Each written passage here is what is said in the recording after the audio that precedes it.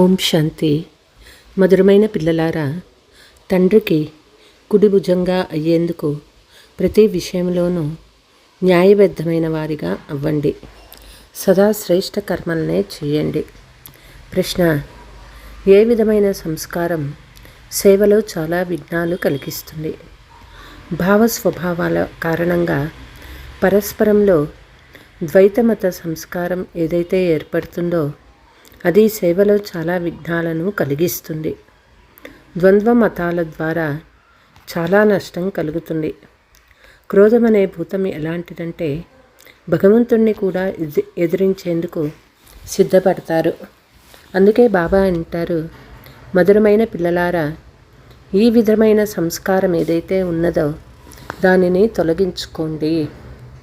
పాట: అదృష్టాన్ని మేల్కొని వచ్చాను. ఓం శాంతి. పిల్లలు మధురమైన పాట విన్నారు. ఆత్మీక పిల్లలు అంటే సుప్రీం ఆత్మ. శివబాబా పిల్లలని మనల్ని ఆత్మలు శరీర రూపీ కర్మేంద్రియాల ద్వారా పాట విన్నారు. పిల్లలు ఇప్పుడు ఆత్మాభిమానిగా అవ్వాలి. ఇది ఎంతో శ్రమతో కూడిన పని. క్షణక్షణం స్వయాన్ని ఆత్మగా భావించి తండ్రిని స్మృతి చేయాలి. ఇది గుప్తమైన శ్రమ. తండ్రి గుప్తమైన వారు కనుక శ్రమ కూడా గుప్తంగానే చేయిస్తారు. తండ్రి స్వయంగా వచ్చి, పిల్లలారా, నన్ను స్మృతి చేసినట్లయితే 2000 సంవత్సరాల క్రితం వలె మళ్ళీ సతో ప్రధానంగా అవుతారని చెప్తారు. మనమే ఒకప్పుడు సతో ప్రధానంగా ఉండేవాళ్ళము. మళ్ళీ ఇప్పుడు మనమే తమో ప్రధానంగా అయ్యాము. ఇప్పుడు తప్పకుండా సతో ప్రధానంగా అవ్వవలసి ఉంటుందని పిల్లలు అర్థం చేసుకున్నారు. పాటలో కూడా ఇలా ఉంది: ఏ అదృష్టాన్ని పోగొట్టుకొని ఉన్నామో దానిని తిరిగి పొందేందుకు పురుషార్థం చేయించేవారు కేవలం సర్వశక్తివంతుడైన ఒక్క తండ్రే. ఎందుకంటే వారే అందరినీ పావనంగా చేస్తారు. తండ్రి పిల్లలకు అర్థం చేయిస్తూ ఉన్నారు. ఆత్మీక పిల్లలారా, ఇప్పుడు అదృష్టాన్ని తయారు చేసుకునేందుకు మీరు వచ్చారు. విద్యార్థులు స్కూల్లో అదృష్టాన్ని తయారు చేసుకునేందుకు వెళ్తారు కదా, వారు చిన్నపిల్లలుగా ఉంటారు. మీరు చిన్నపిల్లలేమీ కాదు, మీరు పెద్దవాళ్ళు, వృద్ధులు. అదృష్టాన్ని తయారు చేసుకుంటున్నారు. కొందరు వృద్ధులు ఉన్నారు. వృద్ధాప్యంలో కంటే యవ్వనంలో ఉన్నప్పుడు చదువుకోవడం బాగుంటుంది. యువకుల బుద్ధి బాగుంటుంది. ఇది సర్వుల కొరకు అత్యంత సహజమైనది. మీ శరీరం అయితే పెద్దదే కదా. ఈ అమ్మాయి చిన్నపిల్ల కనుక అంతగా అర్థం చేసుకోలేదు. ఎందుకంటే కర్మేంద్రియాలు చిన్నవిగా ఉన్నాయి. నిందా, స్తుతి, సుఖ దుఃఖాలు, ఈ విషయాలన్నీ మీరు అర్థం చేసుకోగలరు. ఆత్మ ఒక బిందువు. శరీరం పెరుగుతూ ఉంటుంది. ఆత్మ ఏకరసంగా ఉంటుంది. ఎప్పుడూ తరిగిపోదు, పెరగదు. ఆత్మ ఉన్నతి అయ్యేందుకు తండ్రి కస్తూరి వంటి బహుమతిని ఇస్తూ ఉన్నారు. ఎందుకంటే ఇప్పుడు బుద్ధి పూర్తిగా తమో ప్రధానమై పోయింది. అది ఇప్పుడు మళ్ళీ స్వచ్ఛంగా తయారవుతుంది. మీరు ఇతరులకు అర్థం చేయించేందుకు ఈ చిత్రాలు ఎంతో ఉపయోగపడతాయి. భక్తి మార్గంలో దేవతల ఎదురుకు వెళ్ళి తల ఉంచుతారు, పూజ చేస్తారు. ఇంతకుముందు మీరు కూడా అందరి శ్రద్ధతో వెళ్ళేవారు. శివుని మందిరాలకు వెళ్ళేవారు. కానీ వీరే శివబాబా అని అప్పుడు మీకు తెలియదు. తండ్రి ద్వారా తప్పకుండా వారసత్వం లభించింది. అందుకే వారి మహిమ గాయనం చేయబడుతుంది. ఎవరైనా మంచి పని చేసి వెళ్తే వారి మహిమ గాయనం చేయబడుతుంది. శివబాబా స్టాంపుని తయారు చేయాలి. శివబాబా గీతా జ్ఞానదాత అనే స్టాంపును సులభంగా తయారు చేయవచ్చు. ఆ తండ్రి సర్వులకు సుఖం ఇచ్చేవారు. తండ్రి చెప్తూ ఉన్నారు, నేను మిమ్మల్ని సుఖధామానికి యజమానులుగా చేస్తాను వృద్ధ మాతలు కూడా మేము విచిత్రుడైన శివబాబా వద్దకు వెళ్తున్నామని అంటారు. శివబాబా ఈ చిత్రంలోకి ప్రవేశించారు. నిరాకారుడినే విచిత్రుడు అని అంటారు. ఎవరైతే ఈ చిత్రాన్ని అల్పకాలం కొరకు ధారణ చేశారో ఆ శివబాబా వద్దకు వెళ్తున్నామని వారి బుద్ధిలో ఉంటుంది. వారి పతితుల్ని పావనంగా తయారు చేసి ముక్తి జీవన్ముక్తులకును ఇస్తారు. అంటే శాంతిధామము సుఖధామంలో నివసించే వారుగా తయారు చేస్తారు. మనుషులు శాంతి కొరకు శ్రమ చేస్తూ ఉంటారు. భగవంతుడు లభించినట్లయితే శాంతి లభిస్తుందని భావిస్తారు. సుఖం కొరకు పురుషార్థం చేయరు. తండ్రి వద్దకు ఇంటికి వెళ్ళాలి, భగవంతుడు లభించాలి అని భావిస్తారు. సమయమంతా ముక్తినే పొందాలని కోరికను ఉంచుకుంటారు. బ్రాహ్మణులైన మీరు మాత్రమే జీవన్ముక్తిని తీసుకుంటారు. మిగిలిన వారందరూ ముక్తిని కోరుకునేవారే. జీవన్ముక్తికి మార్గాన్ని చూపించేవారెవరూ లేరు. సన్యాసులు మొదలైన వారి వద్దకు వెళ్ళి శాంతిని కోరుకుంటారు. మనశ్శాంతి ఎలా దొరుకుతుంది అని అడుగుతారు. మార్గం చూపించే వారంతా ముక్తిలోకి వెళ్ళేవారే. మోక్షమనగా ఏమిటో కూడా వారి బుద్ధిలోకి రాదు. విసిగిపోయి ముక్తిలోకి వెళ్ళడమే మంచిదని అంటారు. నిజానికి ముక్తిధామము ఆత్మల నివాస స్థానము. ఎన్ని సేవా కేంద్రాలు ఉన్నాయో వాటిలోని పిల్లలందరికీ తామే కొత్త ప్రపంచం కొరకు రాజ్యభాగ్యాన్ని తీసుకుంటున్నామని తెలుసు. తండ్రి మనకు నూతన ప్రపంచ రాజ్యం ఇస్తూ ఉన్నారు. ఎక్కడ ఇస్తారు? తండ్రి ఇచ్చేది కొత్త ప్రపంచంలోనా లేక పాత ప్రపంచంలోనా? నేను కలియుగంలో కానీ సత్యయుగంలో కానీ రాను. 2 యుగాల సంధి సమయమైన సంగమయుగంలోనే వస్తానని తండ్రి అంటారు. తండ్రి అందరికీ సద్గతి ఇస్తారు కదా, దుర్గతిలోనే వదిలి వెళ్ళిపోరు కదా. సద్గతి దుర్గతి ఈ 2 కలిసి ఒకే చోట ఉండవు. ఈ పురాతన ప్రపంచం వినాశనం అవ్వనున్నదని పిల్లలకి తెలుసు. అందుకే దీని పట్ల ప్రేమను పెంచుకోరాదు. ఖచ్చితంగా ఇప్పుడు మనము సంగమ యుగంలో ఉన్నాము. ఈ ప్రపంచం పరివర్తన అవ్వనున్నది. బుద్ధి చెప్తుంది. ఇప్పుడు తండ్రి వచ్చి ఉన్నారు. తండ్రి చెప్తూ ఉన్నారు, నేను కల్పం యొక్క సంగమ యుగంలోనే వస్తాను. మిమ్మల్ని దుఃఖాల నుండి విడిపించి హరిద్వారంలోకి తీసుకువెళ్తాను. ఇది జ్ఞానానికి సంబంధించిన విషయము. హరిద్వారము, కృష్ణద్వారము, అలాగే కృష్ణపురము. కానీ దాని వెనక మళ్ళీ లక్షణ ఊయలను కూడా ఉంచారు.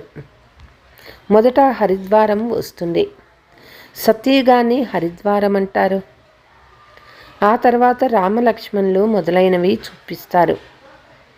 అలాంటి విషయమేదీ లేనే లేదు. అవన్నీ కల్పించిన విషయాలు. రామునికి ఎంతమంది సోదరులను చూపించా? 4 సోదరులు అక్కడ ఉండరు. 4, 8 మంది సోదరులు ఇక్కడ ఉంటారు. ఒకవైపు ఈశ్వరీయ సంతానము, మరోవైపు ఆసురీ సంతానము. శివబాబా బ్రహ్మ తనువులోకి వచ్చినప్పుడు మీరిప్పుడు తెలుసుకున్నారు. శివుడు తండ్రి, బ్రహ్మ పెద్ద అన్నయ్య అయ్యారు. ఇతను ప్రజాపిత, వారేమో పరంపిత, అనాది తండ్రి అయినారు. ఈ సమయంలో వారు బ్రాహ్మణులను రచిస్తారు. శివబాబా శాలిగ్రామాలను రచిస్తారని కాదు. శాలిగ్రామాలు అవినాశిగా ఉండనే ఉంటాయి. తండ్రి వచ్చి కేవలం పవిత్రంగా తయారు చేస్తారు. ఎంతవరకు ఆత్మ పవిత్రంగా అవ్వదో అంతవరకు శరీరం పవిత్రంగా ఎలా అవ్వగలదు? ఆత్మలైన మనము పవిత్రంగా ఉన్నప్పుడు సతో ప్రధానంగా ఉండేవాళ్ళము. ఇప్పుడు అపవిత్రంగా తమో ప్రధానంగా అయిపోయాము. తిరిగి సతో ప్రధానంగా ఎలా అవ్వాలి? సహజంగా అర్థం చేయిస్తారు. ఇది సహజంగా అర్థం చేసుకోదగ్గ విషయం. మీరు ఈ సమయంలో మలినం ఏర్పడటం వల్ల పతితంగా తమో ప్రధానంగా అయిపోయారు. ఇప్పుడు మళ్ళీ సతో ప్రధానంగా అవ్వాలి. లెక్కాచారాలన్నీ సమాప్తం చేసుకొని అందరూ శాంతిధామం లేక సుఖధామంలోకి వస్తారు. ఆత్మలు ఎలా వస్తాయో తెలుసుకునేందుకు క్రైస్తవులు ఒక నిరాకార వృక్షాన్ని తయారు చేసి అందులో బల్బులు పెట్టి క్రిస్మస్ పండగ జరుపుకుంటారు. ఇవన్నీ వివిధ ధర్మాల శాఖలని మీకు తెలుసు. మొట్టమొదట ఆత్మలు అక్కడి నుండి ఎలా కిందకి దిగి వస్తాయో ఈ జ్ఞానం మీకు లభించింది. ఆత్మలైన మన ఇల్లు శాంతిధామము. ఇప్పుడు ఇది సంగమ సమయము. అక్కడి నుండి ఆత్మలన్నీ వచ్చేస్తాయి, మళ్ళీ అక్కడికే వెళ్తాయి. ప్రళయం జరగలేదంటూ లేదని మీకు తెలుసు. మీరు తండ్రి నుండి అదృష్టాన్ని తయారు చేసుకునేందుకు మళ్ళీ స్వరాధ్యాన్ని తీసుకునేందుకు వచ్చారు. ఇదేదో కేవలం మాటలతో చెప్పే విషయం కాదు. స్మృతి చేయడం ద్వారానే వారసత్వం లభిస్తుంది. తండ్రి చెప్తూ ఉన్నారు, దేహ సహితంగా దేహపు బంధుమిత్రులు మొదలైన వారెవరైతే ఉన్నారో వారందరినీ మర్చిపోండి. చిత్రుడు విచిత్రుడు ఉన్నారు కదా, కనపంచని వారినే విచిత్రుడు అని అంటారు. ఇది చాలా సూక్ష్మమైన విషయాలు. ఆత్మ ఎంతో చిన్నది. అది చాలాసార్లు పాత్రను అభినయించవలసి వస్తుంది. ఈ విషయాలు ఇంకెవరి బుద్ధిలోనూ ఉండవు. మేము ఆత్మలము, వారు మన తండ్రి, వారినే పతిత పావన ఓ భగవంతుడా అని పిలుస్తారనే విషయాన్ని మొట్టమొదట బుద్ధిలో కూర్చోపెట్టుకోవాలి. ఇక ఎక్కడికి వెళ్ళవలసిన అవసరం లేదు. ఒక్కరినే స్మృతి చేయాలి కదా. భగవంతుని స్మృతి చేస్తున్నారంటే తప్పకుండా వారి ద్వారా కొంచెమైనా లభించేది ఉంటుంది కదా. అటువంటప్పుడు ఇక ప్రతి చోట వెతికి మోసపోవలసిన అవసరం ఏముంది? భగవంతుడు పరంధామం నుండే రావాల్సి ఉంటుంది కదా. ఆత్మ అయినా మనము వెళ్ళలేము, ఎందుకంటే పతితంగా ఉన్నాము. పతితులు అక్కడికి వెళ్ళలేరు. ఇప్పుడు మీకు ఆశ్చర్యం కలుగుతుంది. భక్తి మార్గపు పాత్ర ఎంతో అద్భుతమైనది. ఓ ఈశ్వర, ఓ పరంపిత, ఓ గాడ్ ఫాదర్ అని భగవంతుణ్ణే పిలుస్తారు. ఉన్న భగవంతుడు ఒక్కరే అయినప్పుడు అన్ని వైపులకు తిరిగి ఎందుకు మోసపోతారు? వారు పైన పరంధామంలో ఉంటారు. కానీ ఇవన్నీ నిశ్చితమై ఉన్నాయి. డ్రామా అనుసారంగా అనంతమైన బుద్ధిహీనతతో భక్తి చేస్తారు. ఇప్పుడు మీరు అనంతమైన జ్ఞాన సంపన్నులుగా అవుతారు. శ్రీమతానుసారం నడిచేవారు జ్ఞానవంతులుగా అవ్వరు.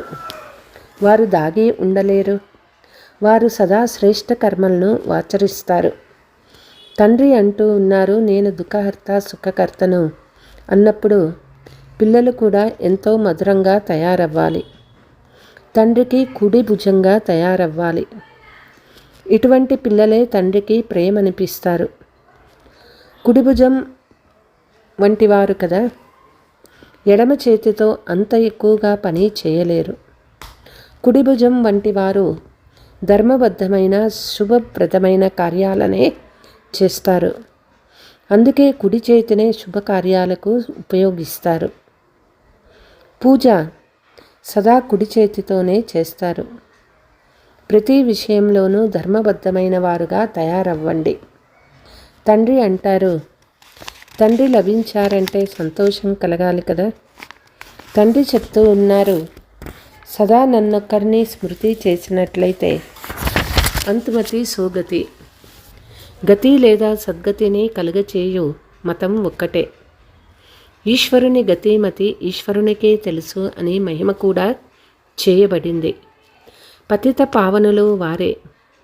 మనుషుల్ని పావనంగా చేసి దుర్గతి నుండి సద్గతిలోకి ఎలా తీసుకువెళ్తారో వారికే తెలుసు.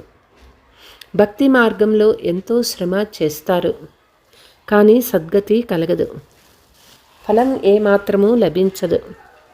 సద్గతి ఇచ్చేవారు ఒక్క తండ్రే. భక్తిలో ఎవరు ఏ భావంతో పూజ చేస్తారో వారికి ఏ విధమైన ఫలం ఇచ్చేవాడిని నేను, అది కూడా డ్రామాలో నిశ్చయమై ఉంది. తమ తమ పురుషార్థానుసారంగా ఫలం లభిస్తుంది. ఇప్పుడు పిల్లలు కూడా తమ తమ పురుషార్థానుసారంగా పవిత్రంగా అవ్వాలి. తండ్రి చెప్తూ ఉన్నారు, అత్యంత మధురమైన తండ్రిని స్మృతి చేయండి. వారే సర్వశక్తివంతుడు, ఆల్మైటీ అథారిటీ. ఎంతో ఉన్నతంగా తయారు చేస్తారు. మీరు అన్నీ తెలుసుకున్నారు. మళ్ళీ తండ్రి నుండి వారసత్వాన్ని తీసుకుంటారు. రచయిత రచన జ్ఞానము మీ బుద్ధిలో ఉంది. ఈ జ్ఞానము ఇంతకుముందు మీలో లేదని మీకు తెలుసు. యజ్ఞ యాగాదులు మొదలైనవి చేయడం, శాస్త్రాలు మొదలైనవి వినడం, ఇవన్నీ శాస్త్రాలకు సంబంధించిన జ్ఞానము. దానిని భక్తి అని అంటారు. అందులో లక్ష్యము ఉద్దేశము ఏమీ లేదు. చదువులో లక్ష్యము ఉద్దేశము ఉంటుంది కదా, ఏదో ఒక విధమైన జ్ఞానం ఉంటుంది. మనకు పతీత్ నుండి పావనంగా అయ్యే జ్ఞానాన్ని పతీత్ పావన్ తండ్రే ఇచ్చారు. సృష్టి ఆది మధ్యంతాల జ్ఞానము తండ్రే ఇస్తున్నారు. ఈ సృష్టి చక్రం ఏ విధంగా తిరుగుతూ ఉందో తెలియచేశారు. ఇందులో నటులందరూ పాత్రధారులే. ఈ నాటకం అనాదిగా తయారై ఉంది. ఈ అనంతమైన జ్ఞానం తప్పకుండా ఉండాలి కదా. పిల్లలు మీకు ఇప్పుడు మేము ఘోర అంధకారం నుండి తొలగి ప్రకాశంలోకి వెళ్తున్నామని తెలుసు. మీరు దేవతలుగా తయారవుతారో. దేవీ దేవతా ధర్మం ఆది సనాతనమైనది. దానిని హిందూ ధర్మం అని అనేశారని మీరు అర్థం చేయించాలి. నెమ్మదిగా ఈ విషయాన్ని అర్థం చేసుకుంటారు. పిల్లలు సేవ కొరకు నిలబడాలి. ఇందులో చాలామంది పిల్లలు అవసరం. ఢిల్లీలో కాన్ఫరెన్స్ చేయవలసి ఉంటుంది. ఢిల్లీనే పరిస్థాన్ అని అంటారు.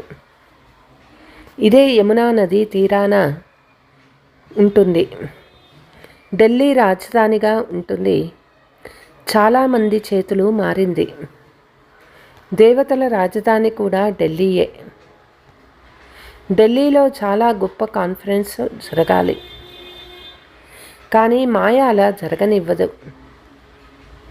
చాలా విఘ్నాలు వేస్తుంది.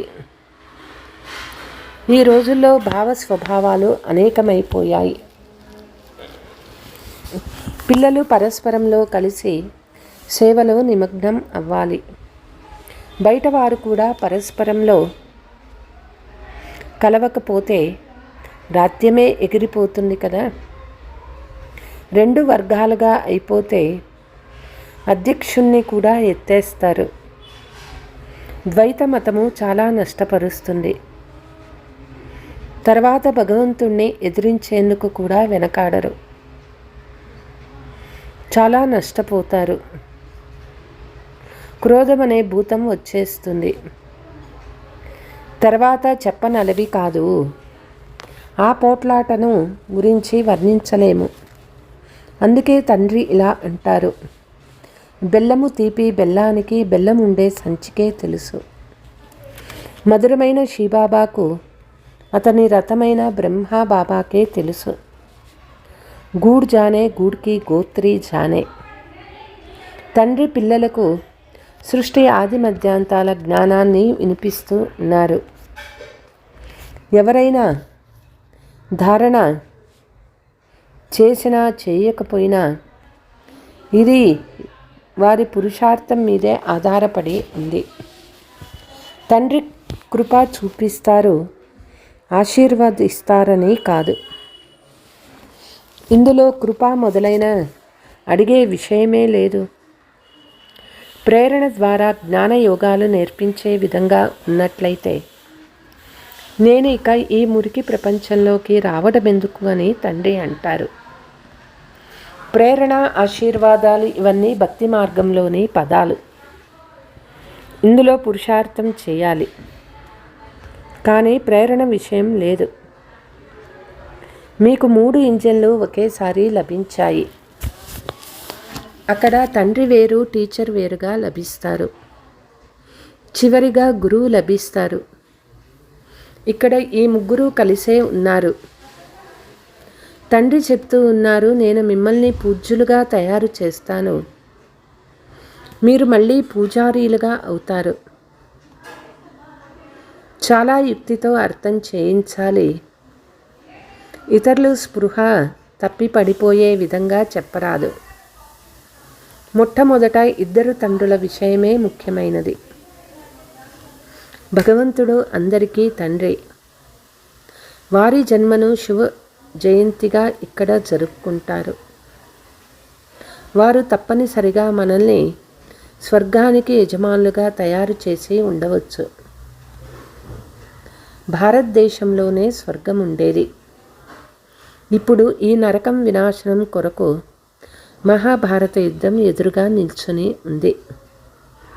తండ్రి తప్పకుండా కొత్త ప్రపంచ స్థాపన చేయిస్తారు. తండ్రి శ్రీమతానుసారం మేము భారతదేశాన్ని పావనంగా తయారు చేసే తీరుతామని అర్థం చేయించాలి. अच्छा, मीठे मीठे सिकेलते बच्चों प्रति मात पिता बाप दादा का याद प्यार और गुड मॉर्निंग. रूहानी बाप के रूहानी बच्चों को नमस्ते. हम रूहानी बच्चों की रूहानी मात पिता बाप दादा को याद प्यार गुड मॉर्निंग नमस्ते नमस्ते. धारणा, తండ్రి సమానంగా దుఃఖహర్త సుఖకర్తగా అవ్వాలి. అత్యంత మధురంగా తయారవ్వాలి. సదా శుభప్రదమైన పనులు చేసి కుడి భుజం వంటి వారుగా అవ్వాలి. ఎప్పుడూ 2 మతాలుగా అవ్వరాదు. భావ స్వభావాలలోకి వచ్చి ఒకరికొకరు ఎదిరించుకోరాదు. కోపమనే భూతాన్ని పారద్రోలాలి. వరదానము, స్వంత స్మృతిలో ఉండి తమ ప్రతి కర్మను సంయమంగా చేసుకునే అథారిటీ స్వరూపభవ. సాకారంలో ఆత్మీక స్మృతి ఉండినందున ఏ కర్మ చేసినా అదే బ్రాహ్మణ పరివారం యొక్క సంయమంగా తయారవుతుంది. స్వయం యొక్క నశాలో ఉండి కారణంగా అథారిటీతో సాకార బ్రహ్మ ద్వారా ఏదైనా వ్యతిరేక కర్మ జరిగినా సుల్టాగా చేసేస్తాను అని అనేవారు. సొంత స్వరూపం యొక్క స్మృతిలో ఉండటం వల్ల ఏ కర్మ కూడా ఉల్టాగా జరగదు. పిల్లలు మీరు కూడా స్వస్థితిలో స్థితమై ఉంటే ఏ సంకల్పం నడిచినా, ఏ పాట నడిచినా, ఏ కర్మ చేసినా అదే నియమంగా అయిపోతుంది. స్లోగన్, పవిత్రత యొక్క పిల్లర్ను శక్తిశాలిగా చేసుకుంటే ఆ పిల్లర్ లైట్ హౌస్ యొక్క పని చేస్తుంది. అవ్యక్త సూచన, బుద్ధిలో అశుద్ధ సంకల్పాలు లేక పాత సంకల్పాలు, సంస్కారాలు టచ్ అయినట్లయితే సంపూర్ణ వైష్ణవులు అనరు.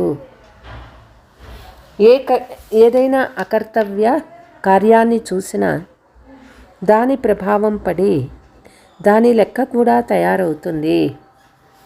ఈ లెక్కతో ఆలోచిస్తే పాత సంస్కారం మరియు అశుద్ధ సంకల్పం బుద్ధిలో టచ్ అయినా కూడా సంపూర్ణ వైష్ణవులు లేక సంపూర్ణ పవిత్రులు అని ఎలా అంటారు?